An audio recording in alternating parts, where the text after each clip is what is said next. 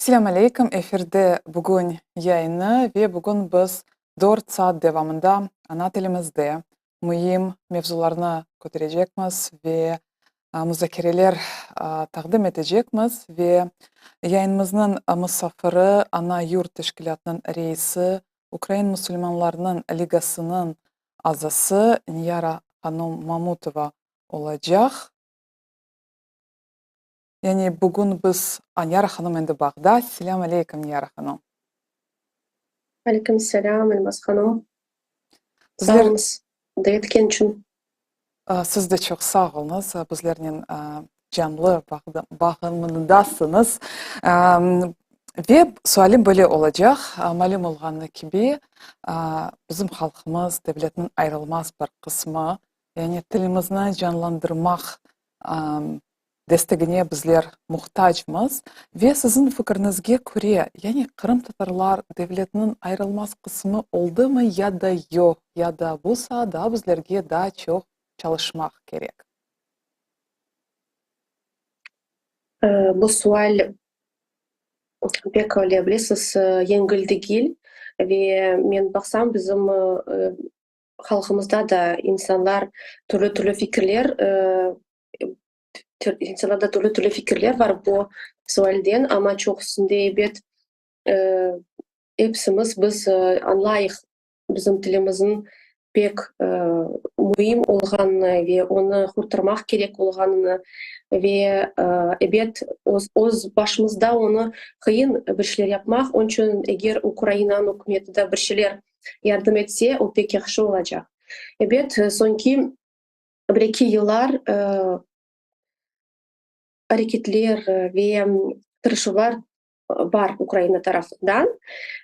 Ve mesela biz eğer tek dil için laf etmesek, biz görüyoruz ki Kırım Tatar toponimlerini kaytarmaya başladılar. Kırım Tatar adlarından son Kırım Tatar tilini kurtarmak için de hareketler yapılan. Çünkü sonki vaxtlar hem tek Kırım Tatarlarınkin kurtarmak istemiyorlar hem başka da memleketlerinkin, başka halklarınkin de kurtarırlar ama Kırım Tatarın bizim tilimize çok dikkat verirler. Son bizden nasyonalna televizyondan bağlandılar ve medyadaki sözlerini de istiyorlar bakmak ve din taraftan çokça tolerant yapmak onu, çokça nasıl diyeyim bizni yaxşı taraftan göstermek için medyada onu da tırışalar yapmak.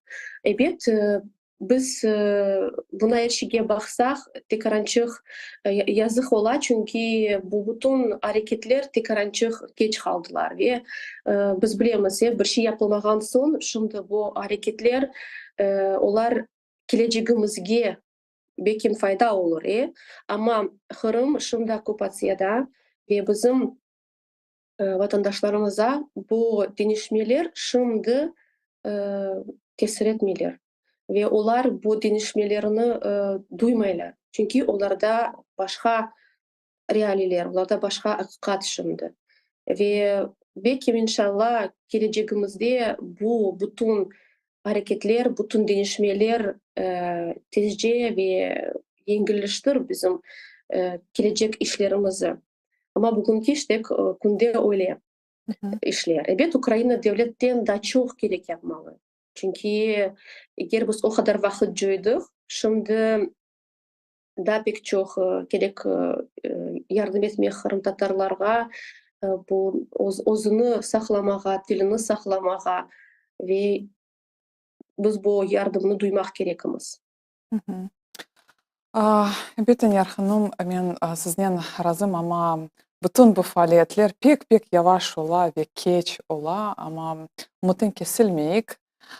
Mında olganda biz de öz hisselerini koşayıq ve özümüzni saklamağa, tırışmağa devam edeyik ve bilesizim, da böyle mühim problemlerinden biri malum olğanın gibi bizde bir çok diasporalarımız öyle de var.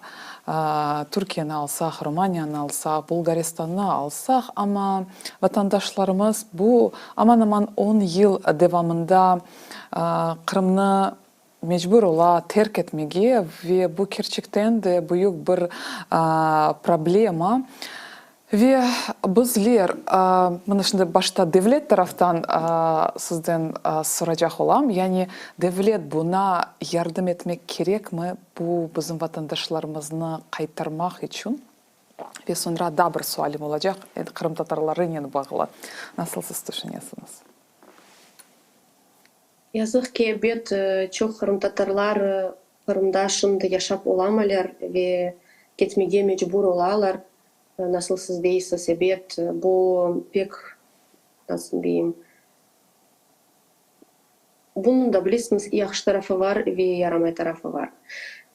Evet bu Kırım Tatarlar bizim halkımızdan gitken son onlarını anda joymamak gerekimiz ve devletimiz o gitken Kırım Tatarlarını uzakta da düşünmek gerek. Çünkü insanlar onda gitseler kalmasın, bu rozları kalmasınlar. Belki bu bilirsiniz посольстволар, Ukrayna'nın посольстволары onların esasında bir yardım yapmak gerek, onların toplamak gerek ve onların çalışmak gerek. Çünkü şimdi baksamız çok Kırım Tatarlar ketken son onlar o uzakta bu rozları halalar ya da belki özleri bir tanışmayan halalar ve onun için Ukrayna'da bunların bizim halkımızı kaldırmak gerekmeyi tek Kırım Tatarlarının değil, Ukraynalıların da. Çünkü çok Ukraynalılar da gittiler başka hükümetlerge ve şimdi pek çok laf biz işitemiz. Kaytacaklar mı son o insanlar Ukrayna'ya? Ukrayna devletinde bir strateji olmak gerek. Geleceğini düşünmek, nasıl bu insanlarını şimdi joymamak ve son kaytkan son cenk bitken son insanlarını motivasiya yapmak, artık kaytmak. Bu elbette pek mühim meseleler ama şimdilik bu stratejiya görünmüyor ve yıllar geçen de aman aman 3 yıl olacak insanlar alışarlar, tillerini öğrenir, integrasya'dan geçerler. Bizim halkımızga bu pek tehlikeli. Ama bilesiniz bizim halkımız arasında da bir problema var ve o gerçekten de öyle bir büyük bir problema.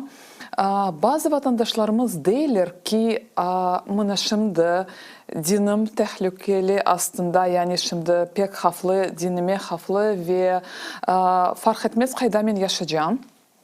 En esası ben dinimni kurtaracağım ve ibadetlerini yapacağım ve ama buna dinden gayrı bizde var kimliğimiz yani identiçniz diyecek olamaz. Ondan da gayrı var bayrağımız, tilimiz ve ilahre. Ve bu işini bu insanlar yani mühim deyip saymıyorlar. Buna dini tarafında millet, halk, til, toprak, vatan degen meselelerge nasıl emniyet verilir? Dinimizge baksak, dinimiz millet, til, halk, toprak meselelerini yasak etmiyor. Yasak etmiyor hem de biz başka İslam tarihine baksamız çok çeşit türlü halklar, milletler bütün Müslüman olup onlar özün milli kimliğini joymadılar. Onlar İslam dininde öğrendiler.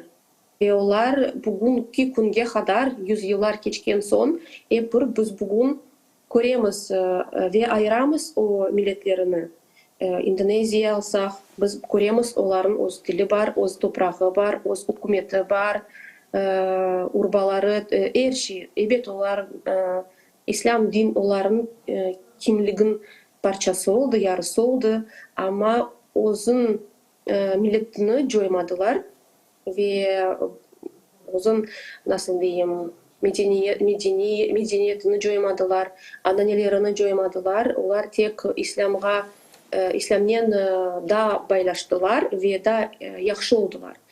Тек Индонезия үчүн değil, башка өкмөтлөрүндө алсак, Өзбекстан алсак, Өзбек биз билебиз, бүле халк бар, өзбеклер, таджиклер, мен билмейм ким дагында, башка түрклер, кырым татарлар, арнаутлар, эркес bunu nasıl hem İslam dinini kabul ettiler hem de uzun toprağını, milletini, yerini bilirler. Tilinde laf ettiler. Hem Arapça tilini öğrenirler, hem öz tilini de saklap yürürler. Onlar pek ne nasıl diyeyim? Onlar tutalı bunu, joymaylar. Ve cenkler başlagan son onlar nasıl hor çalaylar olsun toprağını, yerini düşüneler bunu. Onun için bizim dinimiz o bizge yasak etmey halk olmak, dilimizni bilmek ve eğer öyle var şey pek yazık ki çünkü benim dostlarım arasında öyle şeyler ben eşitmedim. Çoksa kim ketken, onlar çoksa Kırım'ı pek sağınalar ve kaytmağa isteyler ve özün kimligini saklamağa isteyler. Çünkü onların da balları ösey ve onlar düşüneler geleceğini. Ve çoksa kim ketken, onlar mecbur oldular ketmege. Çünkü en birinci onlar öz yaşayışını Kırım'da görmeyler bu okupasyada. Men uzak gitmek istemeyim bizim Хорanta, men için, bizim Хорanta için. Biz de böyle fikirge geldik. Çünkü 14. yıldan son biz Kırım'a baraydık. Ama biz öz içimiz anlayık, biz susmak olmayacağız. Onda yaşasan susmak gerek. Siyasetke kirişmemek gerek. Din tarafından sen bilmiyorsun, ne vakit sana gelirler FSB'ler.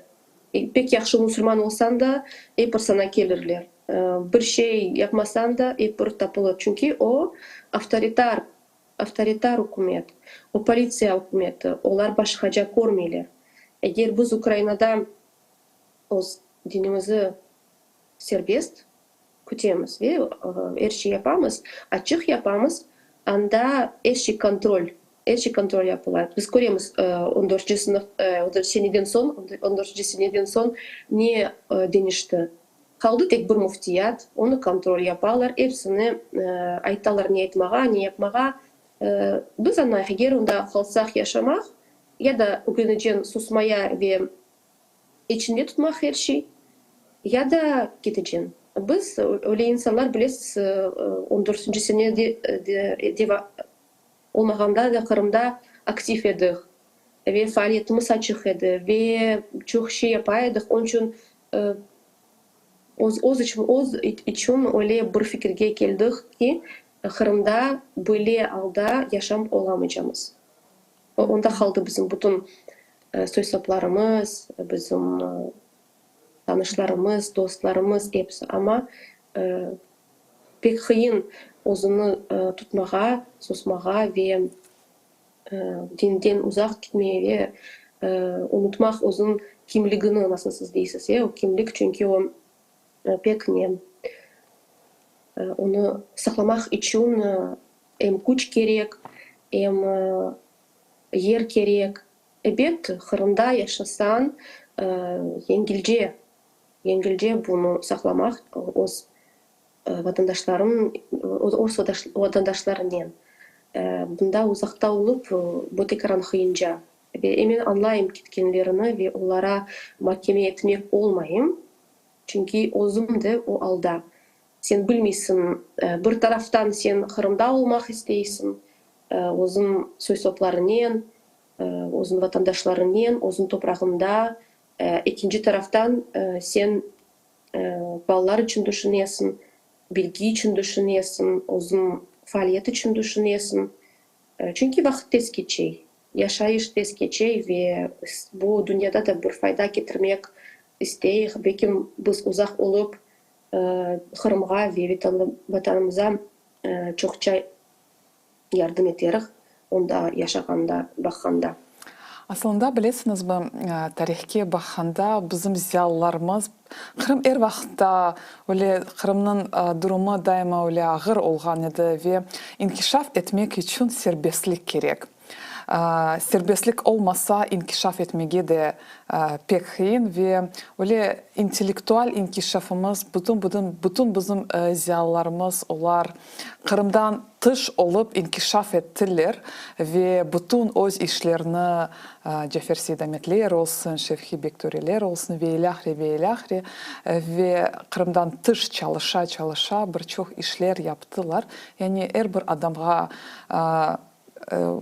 иллері кетмек үшін сербестлік керек, контрольде сен бірше япып оламасын. Ама білесізім, біздер мен өзім сүргінлікте доғдым ве милли әрекетіні пек яқшы хатырлайым. Сүргінлікте милletimiz тілімізні сақлады, сақламаға тырышты. Ve öyle de şimdi bunu fenoнимini anlap olamam. O vaxtları devlet destek vermegen edi. Ama halkımızın öyle konsolidasiya gibi, halkımız pek birlik olgan edi ve elbette ki gaye бар еді vatanға қайтмаға. Ve bugünkü günde nasıl çağırılıvlar бар ve esas gayemiz nasıl olmalı? Ve o milli hareketten ne öğrenmek gerekmez? Men de o sürgünlükte doğuldum Samarkanda. Ama evet aklımda bir şey kalmagan çünkü 2 yaşta olganda biz Kırım'a koçtuk, kayttık. Ve ne sürgünlük aklımda bunu söylemek. Bizim neslimiz sürgünlüğü geçmedi ama biz hepsimiz bunu yaxşı duyamız. Çünkü bizge bu bita dedelerimizden, bitalarımızdan geçti ve onlar bizge bunu verdiler. Özleri bunu bekim duymayıp ama bizge onu verdiler. Evet, sürgünlük o büyük bir adaletsizlik edi. Cinayet, facia, umumi bir sınav olgan. Bir kimse ondan kaçıp olamadı. Baylar, fuhariler, bilgili insanlar, cahiller, o birisi ne paranen kalmak olgan, ne para verip kaçmak oldu. Bir kimse sürgünlükten kaçmagan. Ve bu facia halkımızı birleştirdi. Evet, bu facialar azca olsun ama sürgünlük oydu bir büyük facia bütün bizim halkımız için ve o bizni istesek istemesek o birleştirdi bizim halkımızı ve herkeske umumi maksatlar verdi. Bir maksat edi, Kırım'a kaytmağa ve özünü saklamağa ve Kırım'a kaytmağa ve herkes bu maksatga düştü. Hepsi onu düşünüyordu. Kartlar bunu laf ettiler. Ana babalarımız bunu bizge aytaydılar. Ular birbirinden bunu laf etip biz de onlarını dinleydik. Herkes de bu edi ve başka bir şey düşünmediler. Evet, bu pek birleştirdi. Hem de Oranda bu millet için laflar edilir, Kırım için. Anam degen gibi her vakit Kırım hakkında laf etkende su da en tatlı Kırım'da, aşı da en tatlı Kırım'da ve her şey en yaxşı Kırım'da. Onu maksat alıp ve herkeske sulandırıp ve herkes onu düşünüyordu ve birleştirip her insan uzun vaktini, parasını, hayatını bütünü vermek hazır edi bu maksat için. Ve biz Kore'ydiniz her şey bu Kırım Tatar tilinde laf edilir. Çünkü kimden de bu problemlerini paylaşacak ediler olar. Evet, tek birbirinden ve Kırım Tatarlar o vakitte de pek yaxşı tilini bileydiler ve bütün Kırım Tatarca laf ediler. Bağlar da işitediler bunu ve öyle yavaş yavaş saklandı. Gazetalarına çıkaraydılar. Çünkü o vakit devlet taraftan bir şey yok idi Kırım Tatarlar için. Kırım Tatar demeyi istemediler. Onun için her şey bizden bizim elimizde ve Kırım Tatarlar herkes bu maksada gidip yardım ettiler, öz kolundan gelgenini yapaydılar. Ve o vakit ebet bilesiz ne, şimdi bizde malumat devri. O vakit malumat, informasiya gazetadan geliydi, listovkalardan geliydi. Şimdi malumat her yerde.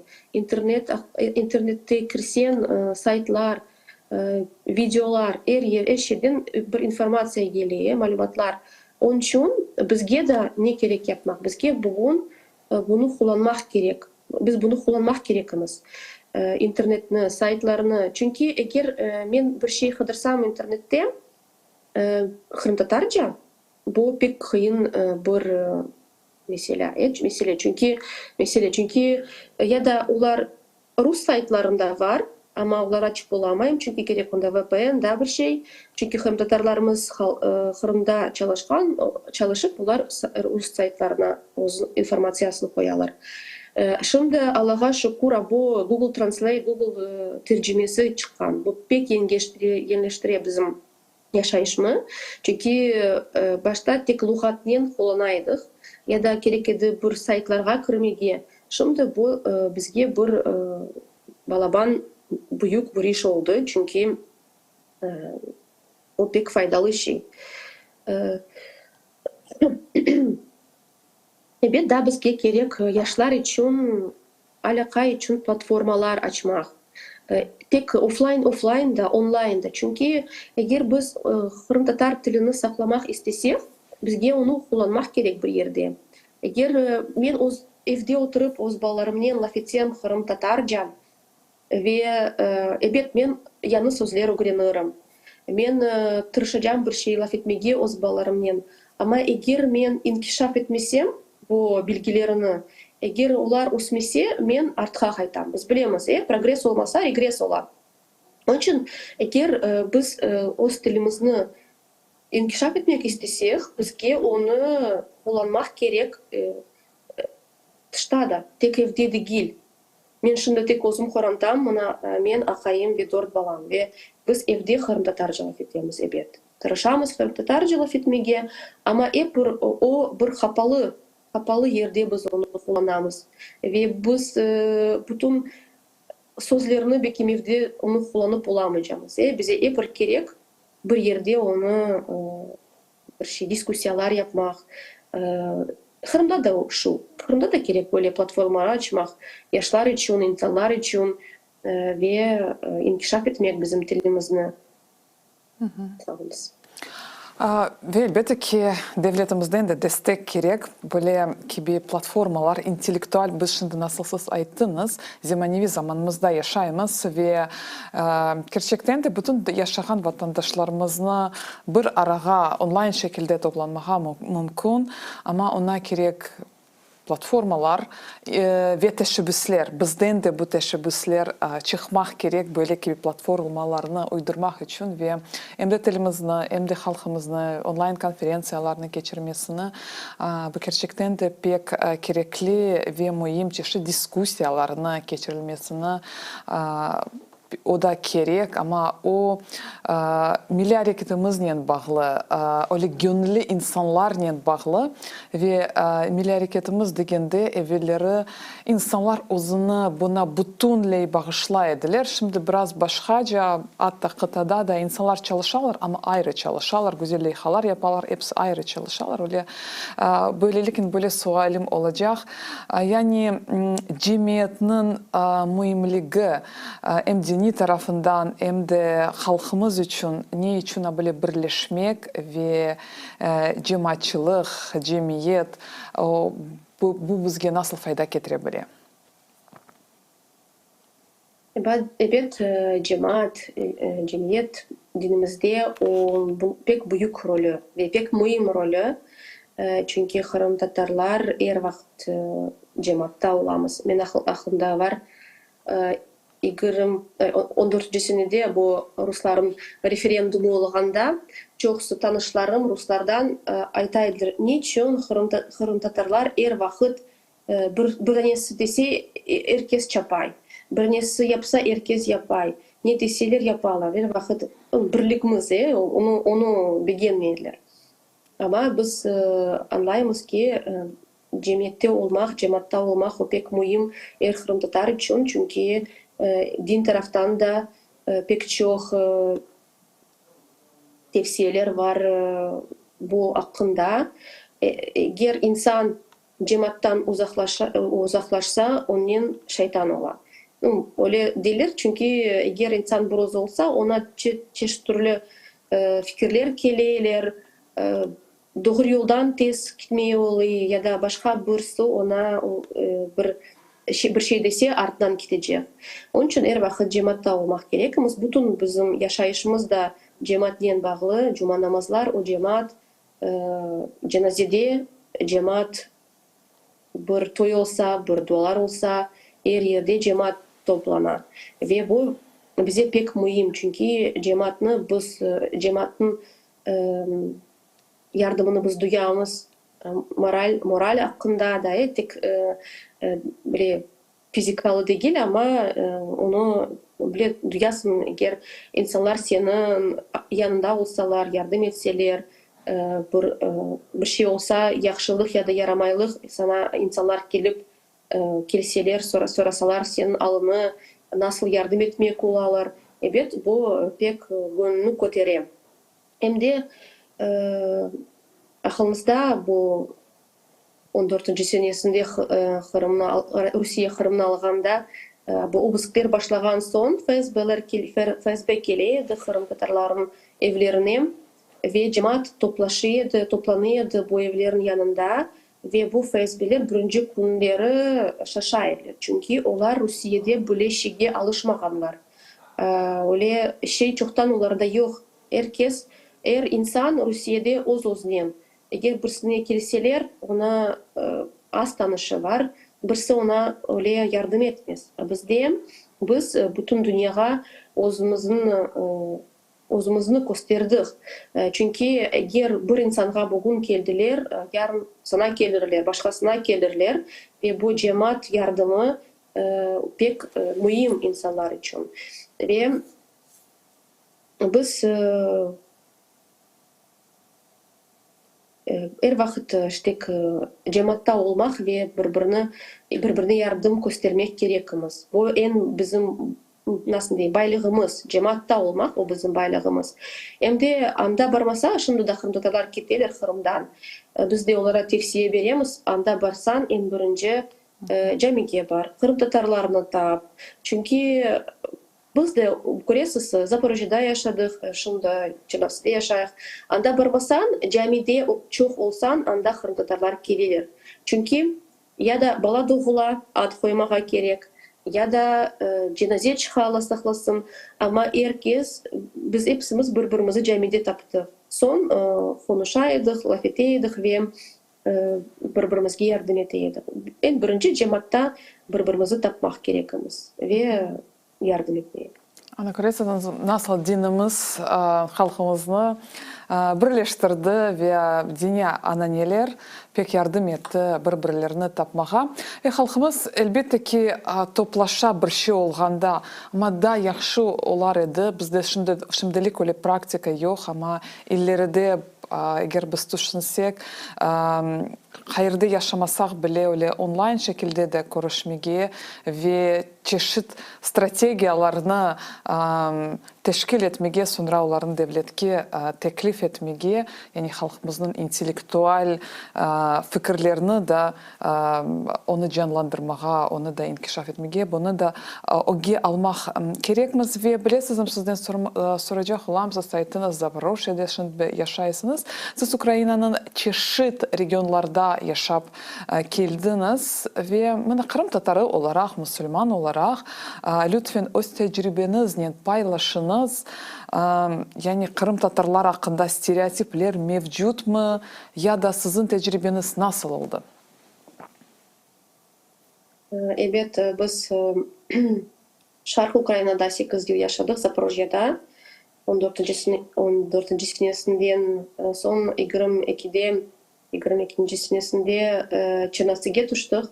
Bunu biz plansız yaptık, nasıl diyeyim, onu tek Allah bileydi nereye biz ketemiz. Çünkü o vakt Zaporojye'den çıkanda ifak 4. balam doğuldum. Ve 3 hafta olganda biz deştik maşinaya oturup gittik garip tarafka. Biz bilmedik nerede olacağımız, kayda biz ketemiz. Çenasıda kaldık. Tek dua edip çıktık. Allah anda bize hayır olsa, onda bizni kaldırır. Tek Allah'a umut etip evden çıktık. Ukrayna evet bütün başka er regionu pek başka. Men de başta Ukraynalılar hakkında tek bir fikrim var idi. Hepsi Ukraynalılar bir ve Ukraynalı. Ama çok bile Ukrayna'da gezgende, başka yerlerde yaşaganda koresin bu farklarını koresin. Çünkü Şark Ukrayna'da onda Ruslar çok, onda şehirler, zavodlar pek çok, pромышленный şehirler, pромышленный regionlar, onda insanlar çalışarlar zavodlarda, olarga ne medeniyet meraklı değil. Bir şey, onlarda vakit yoktur bu medeniyetke. Onlarda vakit yok başka bir şey düşünmeye. Çünkü o işkir insanlar, sabahdan akşama kadar çalışkan insanlar ve anda başka spesifika. Onda Kırım'a yakın olsa da Zaporojye ama onda da stereotipler var ediler. Kırım Tatarlar hakkında, Müslümanlar hakkında, onda öyle dini cemiyet değil Zaporojye'da ve şarkı taraflarda. Çünkü onda insanlardan sorasan Allah'a inanırsın, Tanrı'ya inanırsın, onlar yok, tek bayramlarga baram gidiyorlar. Ve o taraflarda, şark taraflarda da çok bu etnik Müslümanlar halkları, onda pek bu Kazan Tatarlar çok çalışmak gelgendiler de Sovyet vaktine.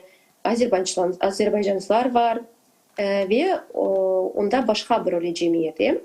Ve Çin'de bu tarafta, garip tarafta Ukrayna'da başka insanlar, onlar pek bu Hristiyan tradisiyalarını kütüyorlar. Onlar pek Müslümanlara tekaran yaxşı bakmıyorlar mümkün demeye. Çünkü onlar bilmiyorlar Müslümanlar için. Az biliyorlar. Onlar tuna bu Avrupa'dan medyalarını dinleyip öyle stereotipler başına doldurdular ve onlarga onlar eğer Müslüman desen ya da beni görseler, onlar her vakit beni yabancı sayarlar ya da Arap hükümetten kelgen ya da bir şey. Ve tek laf etken son ağzını açsan, Ukraynaca laf etkenini görseler, sualler vermeye başlaylar.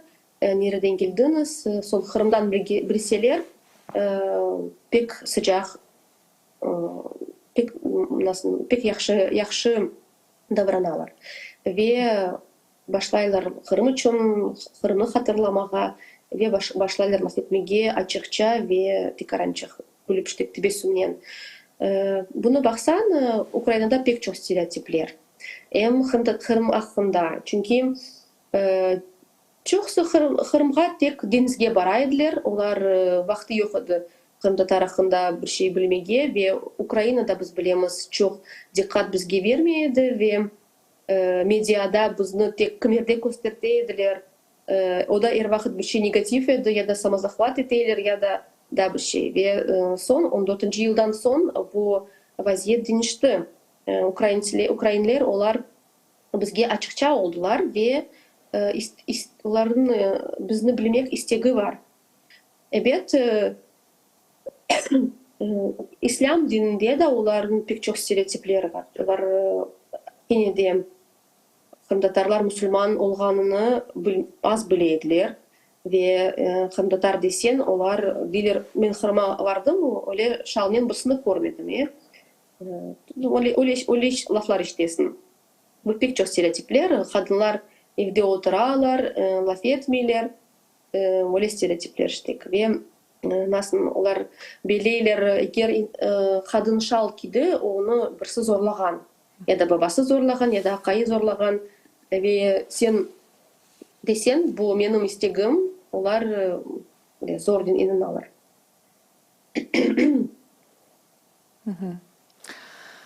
Ол стереотиплер әлі де бүгінгі күнде бар.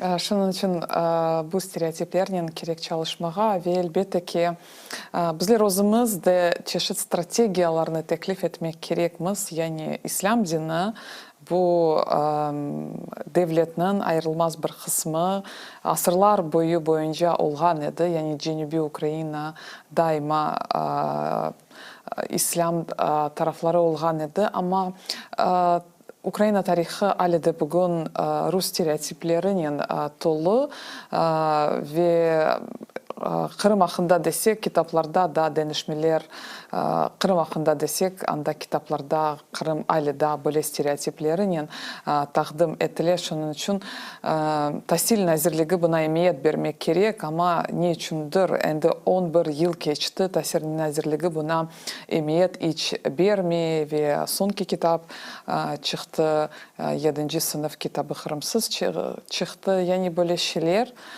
olmamak gerek elbette ki ve tahsil nazirligi Qırım'ını bütünley ve integrasiya nazirligi bütün bu şeylerge elbette dikkat ayırmak gerek. Ve bizlerden de bağlı, yani bizim teşebbüslerimizden çok şeyler bağlı.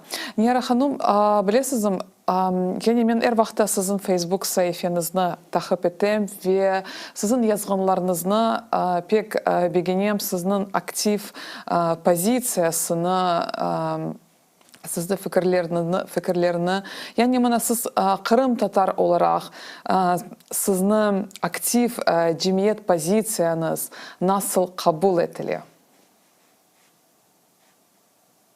Sağolunuz öyle айтқан үшін.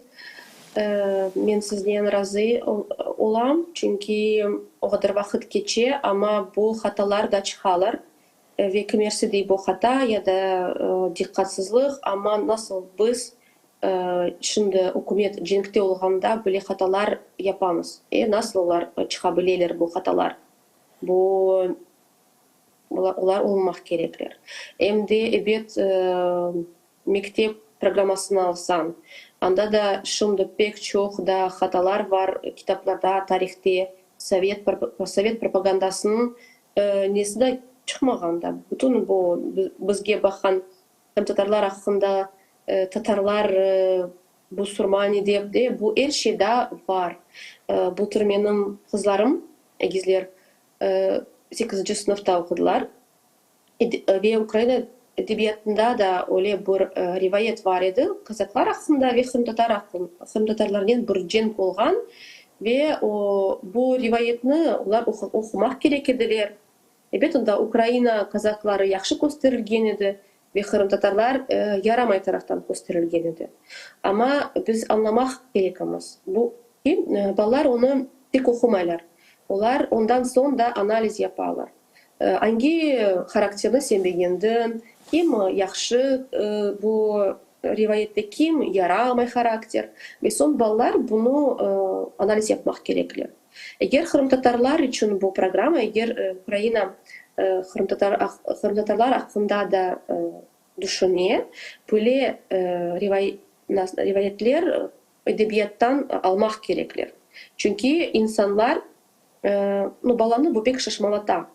Evet, hoca beni tinçlatıp tırışaydı, dedi ballar öyle pek derin düşünmeyler, onlar ona dikkat çekmeyler ama benim ballarım buna dikkat çektiler ve onlar bilmeyip kaldılar nasıl, ne yapmak, niçin. Hem de onda yaramay sözler var idi Kazak taraflarından, Allah tarafı ait. Bunu almak gerek programmadan. Tolerant olmak gerek bizim Ukrayna cemiyeti de. Ve bu programmalar hükümet taraftan çıkarılgan söyler. Ben öyle birleşeyim. Evet, ben Ukrayna'da 14. senesinden faaliyetim geçiremiz. Biz hem din taraftan faaliyetimiz bağlı, hem bizim Kırım Tatar teşkilatımıza da татар медениетке біз диққат береміз, чүнки бұл пек мөһимші. Біз проблемлерді көрдік, ве оларны чизмек тырышамыз. Ве эбет эн бірінші насыл Украина жемеді мана бахасыз. Оны сұрайсыңыз. Эбет эн бірінші бағыштар сіз текаран сұқпандым. Эн бірінші мені көргенде шалнен инсанлар текаран шашып қалалар. Чүнки эн бірінші стереотиплер башында оларда, ве олар оны тұталар башында, ве мана бақып тырышалар аңламақ не олар. Ве лафетмех башлаған сон, украинжа тіліне олар көрелер, мен украинжа яқшы лафетем, фикірлерімі сөйлейм, ішімізнен таныштырам, татар жа егер керек анатам, ве сон инсанлар çalışmaq istейлер бірлікте. Біз Запорожьеда бек чоқ проектлер берабер башқа тешкілетлерінен кечірейдік. Шынды Черновцеде да Буковинский центр мастерствонен білек ишлер яптық, нағы шаққында, татар нағы шаққында, ве Украина нағы шаққында. Сон шынды да татар қадының роліні ақында да бір мерасем тедбір кечірмек істейміз. Бірлікте әбет біз әр вақыт Украина қадыларынан да бақамыз. Насыл Украинада, насыл Қырымда. Ама мен белесем бұл пек мерақлы әм украинцілер үшін, әм біз үшін да. Кімерде дин тарафтан да инсанлар мерақланалар ве дин тарафтан да білгелері бар, ве суалері бар. Біз әр вақыт бірсі бізге келсе жәмеге ачықтан ачық айтамыз. Егер суалеріңіз бар, ачыңыз оларны шымды, біз оларға жауап бермеге тырышacağımız.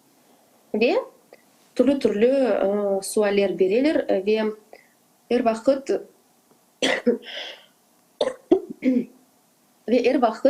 қадын ақында чоқ суалер олар. Або насын кемі зорлай шал кемеге, evde oturmak gerek mi apay? Ve her vaqt bile sualler. Ne vaqt şal kemek gerek? Ozun istegi yadalımı zorlaylar. İşte bile sualler her vaqt çıxa. Çünkü biz ozumuz açıq ve davet etemiz sualler korkmayıp bermege. Güzel, mühim işler alabarasınız. Ben belesem siz şimdi öz teşkilatı hakkında aytıp geçtiniz. Yani siz ana yurt teşkilatının reisi olasınız ve asıl da öyle serlevası güzel. Öyle Kırım'da hatırlata ana yurt degende. Aslında ne maksat ile bu teşkilatını kurdunuz ve kaç yıl devamında bütün bu faaliyetlerini alabarasınız? Біз бүтін өмір Қырымда кечіргендік, 14-ші сенеге қадар Қырымда яшаған едік, ве Қырымда башқа мемлекетлер, башқа халықлар бізнен яшап, бізні таны еділер, бізні біле еділер. Запорожьеға көчкен сон, онда Мелитопольде Қырым татарлар бар еді, ама Запорожьян өзінде ве Киевте башқа шерлерде Қырым татарлар ақында insanlar aslında bilgileri yok idi. Ve onun için biz akaymen düşündük ve bu teşkilatını kurduk. Ana yurtta adını koyduk çünkü özümüz uzak Kırım'dan idik. Özümüzün bu duygularımız Kırım'a pek idi ve şimdi de var. Bu bizni bir vaqt qaldırmay, biz düşünemiz Kırım'ны, anda isteyik ve onun için bu teşkilatına ana yurt adını koyduk. Ve bizim işimiz başlandı. 18 Mayıs'ında her vakit biz tedbirler geçiriyorduk ve geçiremiz. Bayrak gününde de başqa teşkilatlarga qoşulup ve yadalar bizge qoşalalar ve biz keçiremiz bu konu. 26 fevralni hakkında laf etemiz. Çünkü bu da pek mühim. Çünkü o konu Kırım tatarlar Kırımda чыгып өзүнүн позициясын көстөрдүлөр. Ondan soň pek çok değişmeler oldu. Çünkü Ukrayna Kırım Tatarlarga başka gözlerinden baktı. Ve onun için bu hakkında laf etemiz. Bu mühim bir mevzu. Zaporojda yaşaganda Hına gecesini de göstergendik. Şimdi bunda Çernovts'te de biz kruglый stollar geçiremiz. To gerek nasıl ne var diyeyim, to gerek sofralar mı? İşte geçiremiz masaları. Medeniyet taraftan çok sualler var Ukraynacılarda. Onun için medeniyetke de çok, anneannelerimize de çok dikkat veremiz. Popüler etmek için, bildirmek için insanlara bu bizim hem tarihimizi hem bizim baylığımızı, halk baylığımızı. Aslında insanlar Kırım Tatar tiline merak gösterirler mi, tırışarlar mı? Biz mesela Özbekistan'da yaşaganda bu sebeple Özbek tilini öğrendik. Şimdiki vatandaşlarımız gayet serbest Ukrayn tilinde laf etti. Ama Ukrayn taraflarında Kırım Tatar tiline merak var mı? Zaporojda yaşaganda öyle insanlar çok idi. Kırım Tatar tilini öğrenmek istediler, Ukraynacılar, tarihçiler. Akayım onlara bir kere haftada ders bereydi. Onda bir Center Suzilya esasında. Ve evet, Kırım Tatar tilini bergende tarihini da söyleydik. Ve medeniyetke de geçeydik, aşlarga da geçeydik. Çünkü Ukraynacılar erşimen meraklanarlar. Ve onlar bir şey bilmezdiler. Tek pahlava, çevirek, bu nasıl, men bularını bir stereotipke hoşam. Çünkü bunu hepsi bilirler, kim denizge kelgen olsa. İşte Kiev'te de var öyle insanlar, bileyim, Lvov'da var. Çünkü var kim sonra yazayız ki ve sonra Kırım Tatar kursları var sizde geçiriz ya da yok. Çernovts'te men de öyle şey görmedim. Öyle şey olsa da men özüm hoşlanırdım. Çünkü bizim nasıl diyeyim, ballarının Kırım Tatarca laf etemiz evde, ama onlara da gerek kurslar ya da bir gramatik taraftan anlatmalar. Biz mektepte Kırım Tatar tilini tekrar geçmeye olduk 90. senelerinde. Bizim ballarımız şimdi tek bizden eşitip laf eterler, ama ne yazmak ne okumak onlar olamaylar. Evet, men özüm isterdim öyle kurslarga ballarıma vermekке. Pek mühim bilsem. Bu kenide yani bizden bağlı, yani devletten böyle teşebbüsler olmak gerek, çünkü Kırım Tatarlarını asıl halk dep tanıdılar, yani tamır halk dep tanıdılar, ama bu programa çerçevesinde elbette ki fakultatif şekilde olsun ya da resmi şekilde olsun Kırım Tatar tili dersleri onlarını yani geçirmege tek Kırım Tatarlar için değil, çünkü her şey bitkeninin men pek arzu ettim. Kırım'da Kırım Tatar tili öyle resmi şekilde çalışacak ve herkes, bütün devlet vekilleri de Kırım Tatar tilinde laf etmek gerek olacaklar ve bütün bu işleri böyle yavaştan değil de nasıl mı 11 yıl önce geçti, her şey yavaş oluna. Eğer de böyle gibi yani tasir nazirliği böyle teşebbüslerine çıksa geç olmasın diye elbette pek faydalı olurdu. Bugünkü günde körsetmege mekteplerde Kırım Tatar tilini ve elbette ki sualim böyle olacak. Siz ayttınız, siz cemiyetlerine çok çalışasınız, camiler hakkında ayttınız ve nasıl Ukrayna'da Kırım Tatar cemaatçılıkla iş tutasınız? Kırım Tatarlarının bilesiz, Ukrayna'da evet şimdi çok Kırım Tatarlar yaşayırlar. Biz bilemiz 14. nesilden son 25 bin Kırım Tatar Ukrayna'ga çıkan, ama onlar hepsi Kiev'te ya da Lvov'da ya da Odessa'da yaşaylar, çoğuluk olup ve teşkilatlar açarlar maşallah olara pek xubadan körsem. Onun için o şehirlerde çalışıp olamız ve Lvov'da bizim teşkilatlarımız hem Tatar teşkilatlarının beraber çalışarlar. Odessa'da yakında bilmem görgen olsanız bir тиждень кримсько-татарської культури geçti ve onda bir iki teşkilat beraberlikte onu yaptılar ve bizim Liga Müslümanlık Ukrayna'nın başı da Ayşe İsa dizayner olup çıktı ve hem Tatar koleksiyasının, hem Tatar motiflerinin koleksiyası çıkan idi. Urbalar onu gösterdiler. Böyle şekilde çalıştılar. Bu haftanın içinde hem urba için laf ettiler, hem din için laf ettiler ve hem aş için laf ettiler, tarih için de hoştular. Ben bilsem böyle projeler her şehirde geçirmek gerekler.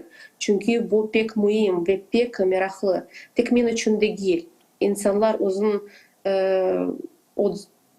vidhuklarını kaldırdılar. Onlar bilmezlerce söylemeye basını. Uzun çok beğendiler bu böyle bilmek için Kırım Tatarlar hakkında. Ve men bilsem biz Çınarcı'da tek bir foramda Kırım Tatarlar. Bekim de gelip var, kim gelip gitti.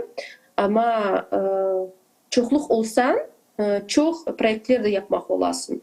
Nasıl Zaporoj'da yaşaganda biz Hına gecesini geçirdik. Evet, onda çok insan gerek, çok kızlar gerek ve öyle projeler geçiriyorsun. Eğer sen tek men ve hocam bunda hıyın bir şeyler öyle yapmaya, çünkü insan gerek, adamlar gerek ve onu bir insan geçirip olamaz balaban bir projelerine.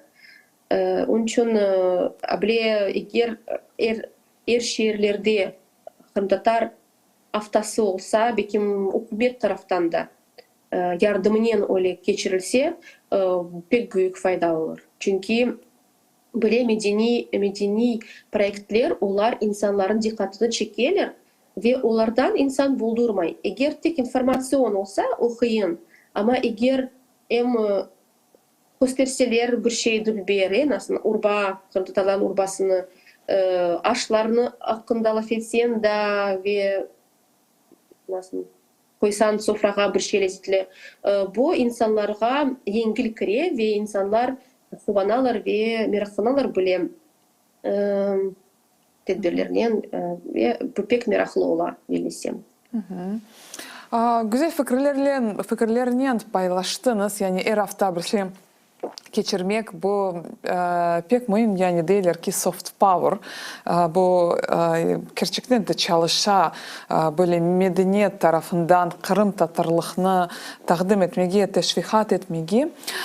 Niyara Hanım, siz da birçok işlerle uğraşasınız, siz gayet aktifsiniz, 4 balanız var ama birçok işler yapmaya beceriyorsunuz ve siz Ukrayna Müslümanlar Ligası'nın azası olasınız ve men de takip ettim kongreslerde, Ukrayna Müslüman kongreslerini de geçiriyorsunuz. Bu ligaha kimler kire, Müslümanlar degende ve onlar arasında Kırım Tatarlar var mı?